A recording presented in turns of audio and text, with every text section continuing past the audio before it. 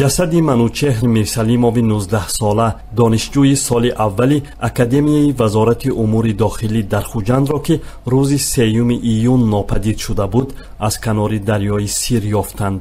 анварҷон қосимов муовини сардори ситоди ҳолатҳои фавқулода дар хуҷанд рӯзи 7 июн гуфт: ما نمیدونیم و خودش تو خلق شدگی می یا که خودکشی کردگی می ما معاین که نمیتونیم نه اکو کارهای داخلی معاین میکند.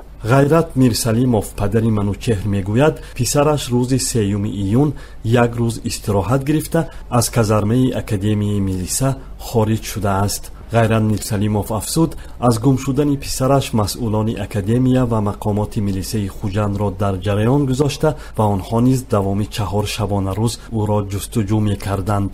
манучеҳр мирсалимов ба гуфтаи падараш фарзанди 3-юми хонадон аст ва баъди хатми мактаби миёна дар деҳаи ашти ноҳияи ҳамном соли 2016 ба академияи вазорати корҳои дохилӣ ё ба қавли сокинон мактаби милиса дар хуҷанд дохил шуд. хабари гумшудани ин муҳассили мактаби милисаи хуҷанд дар байни сокинон ва дар шабакаҳои иҷтимоӣ баҳсу вокунишҳои зиёдеро ба дунбол дошт.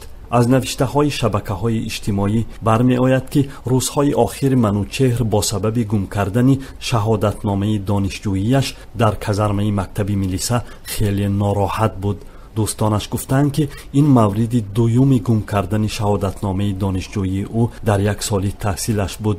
ғайрат мирсалимов падари манучеҳр ҳам дар суҳбат бо радиои озодӣ гуфт ки писараш бори аввал бар ивази 700 сомонӣ шаҳодатномаи нав гирифта буд ва як ҳафта пеш падарро аз дубора гум шудани ҳуҷҷати наваш ва телефони мобилаш дар казармаи милиса хабардор кард. падар мегӯяд рӯзе ки манучеҳр нопадид шуд дар даст телефони мобил надошт ва баъди гум шудани телефонаш барои тамос аз телефонӣ истифода мекард.